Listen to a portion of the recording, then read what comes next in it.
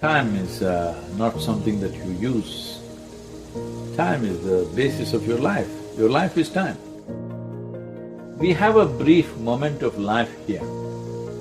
Both in terms of time and space, we occupy just a speck in this cosmos. Right now I can say I'm living, or I can say I'm dying, because both are happening at the same time. The process of death is on, one day it'll be complete. So when you say I'm lazy, that means I will sleep most of the time, I'll sit around without any purpose to myself. That means that you are encouraging death. If life is a race, what is the goal? You must get to the finish line faster than others. You know what's the finish line? Finish line is death. This whole nonsense about wanting to be better than somebody is happening because you have not found any sense of profoundness in your own existence. There is no struggle for survival, survival is taken care of. Now you need profoundness. If there is no profoundness, you wonder why are you alive. I know only one thing. I don't know too many things, I just know only one thing. I know this piece of life from its origin to its ultimate. I only talk about this life, but the world assumes I'm talking about them because fortunately life is made the same way within them also. On the surface, deep inside, both lives are made the same way. When I talk about this, plants think I'm talking about them, the worms think I'm talking about them, every other human being thinks I'm talking about them. I am only talking about this because this is the only thing I know. You've seen the entire world only within you. Everything that you saw, heard, smelled, tasted and touched happened only within you. So your whole experience of life is only happening within you. If you know this life, in reflection, you know everything in that sense. But actually you know only one thing, rest is all imagination. Well, most things that human beings do are not done consciously, unfortunately. It is mostly compulsively done, and that is the whole problem with humanity. With the level of intelligence and competence that we have, the moment we function compulsively, we become destructive. If you become conscious, naturally you will curtail so many of your actions because they are absolutely unnecessary. Either you're trying to be better than somebody, which you can never be, and or you're trying to do something in competition with the rest of the world, wanting to prove some nonsense that nobody's convinced about anyway, and all these countless number of people who existed on this planet before you and me, all those idiots also were doing the same thing.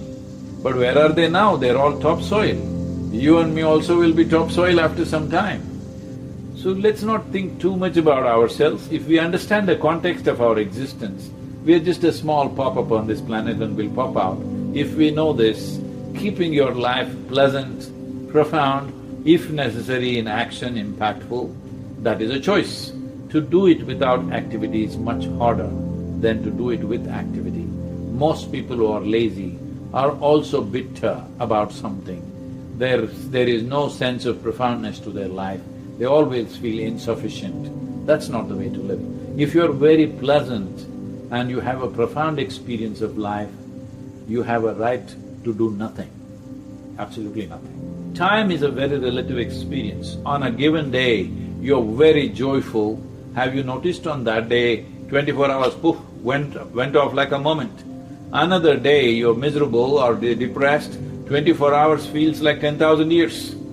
So only miserable people can have a long life. So those miserable people raise all these kind of questions and make it like it's some great philosophy. Life is not a philosophy. Philosophy is a silly explanation to a life which is a phenomenon beyond all explanations. You can only experience this, you can't deduct it into your philosophy. The moment you deduct it into your philosophy, you become a constipated life. That means it happens little by little. It doesn't happen like an explosion. See, everybody knows what is needed in the world. The most important thing needed is, right now, we need pleasant human beings. Where should it start? With yourself. At least you become peaceful, joyful, loving, at least this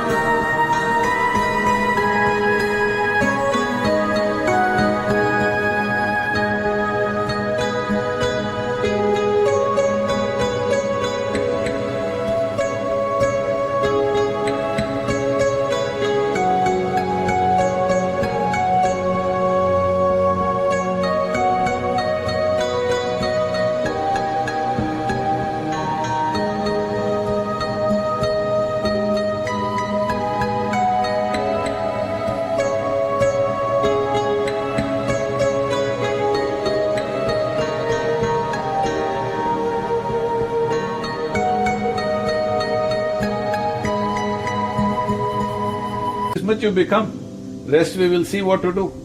This… because there's only one problem on the planet, human being, isn't it? Human being is the flower of evolution, the peak of evolution. In terms of life, the heap of life that is there from microbial life to complex manifestation of life on this planet, you are on top of the world. But human beings are not experiencing their life like they are on top of the world. They are in the depths of misery compared to any other creature. All other creatures, if you just provide them the food that they need, they are all fine. A human being is miserable if he doesn't have food. If you give him food, he will feed his misery further. Simply because for all other creatures, nature has fixed their way of being.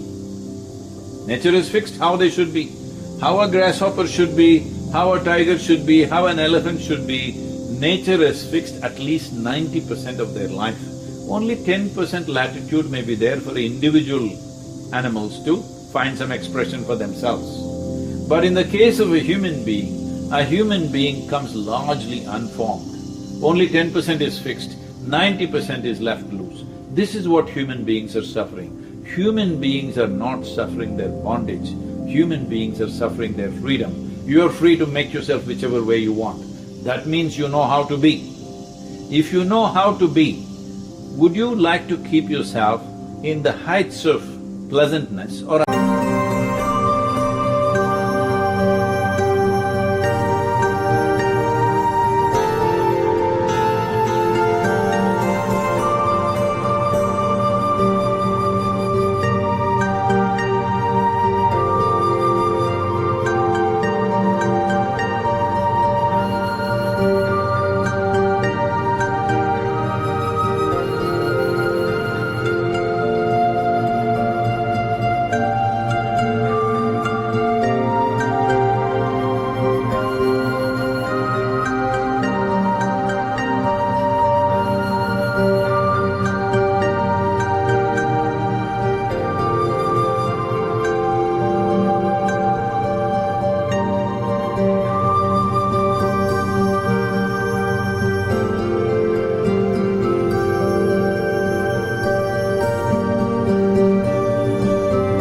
unpleasantness? Tell me. There's a big difference between loving to be lazy and being lazy, because laziness, if there is stillness in your body, that's called death.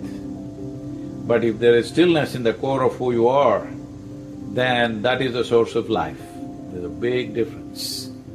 Only to create pleasantness in your surroundings, you need the cooperation of the people and the forces which are around you. But to create pleasantness of body, mind, emotion and energy is 100% your business.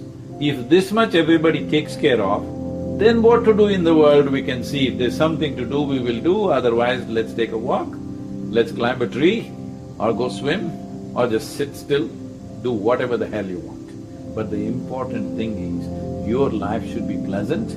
Once you're pleasant, you're not satisfied with that, you will want profoundness of experience, then you make your life profound. If it's pleasant and profound, you'll have no need to do anything. If something is needed, you will do it. If nothing is needed, you can sit here joyfully. What's the problem?